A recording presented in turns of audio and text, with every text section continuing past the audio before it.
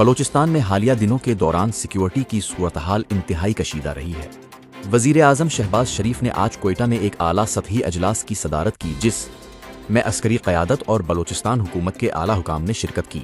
اجلاس کے بعد حکومت نے اعلان کیا کہ دہشت گردی کے خاتمے کے لیے کارروائیاں مزید تیز کی جائیں گی اور ملک کی سیاسی و عسکری قیادت نے دہشت گردی کے خلاف مشترکہ حکمت عملی پر اتفاق کیا ہے۔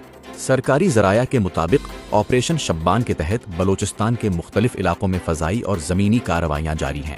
آج مزید 14 مبینہ دہشت گرد مارے گئے، جبکہ 5 جولائی سے اب تک کارروائیوں میں ہلاک ہونے والوں کی مجموعی تعداد 102 بتائی گئی ہے۔ سیکیورٹی فورسز کا کہنا ہے کہ آپریشن اس وقت تک جاری رہے گا جب تک مطلوب عناصر کے خلاف کارروائی مکمل نہیں ہو جاتی۔ دوسری جانب بلوچستان نیشنل پارٹی مینگل کے سربراہ اختر مینگل نے حالیہ واقعات، خصوصاً پولیس اہلکاروں کی ہلاکتوں کی شفاف تحقیقات کا مطالبہ کیا ہے۔ ان کا احتجاجی دھرنا تیسرے روز بھی جاری رہا، جہاں شرکاء نے متاثرہ خاندانوں کو انصاف فراہم کرنے کا مطالبہ کیا۔ حالیہ ہفتے میں بلوچستان کے مختلف علاقوں میں ہونے والے حملوں میں مجموعی طور پر 42 سیکیورٹی اہلکار جان کی بازی ہار چکے ہیں۔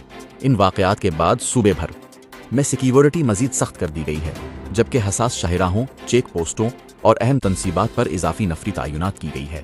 اس کے علاوہ بلوچستان میں انتظامی سطح پر بھی اہم تبدیلیاں کی گئی ہیں۔ حکومت نے کوئٹہ کو 2 اضلاع میں تقسیم کرنے اور بعض ڈویژنوں کی نئی حد بندیاں کرنے کا اعلان کیا ہے، جس کا مقصد انتظامی امور کو بہتر بنانا بتایا جا رہا ہے۔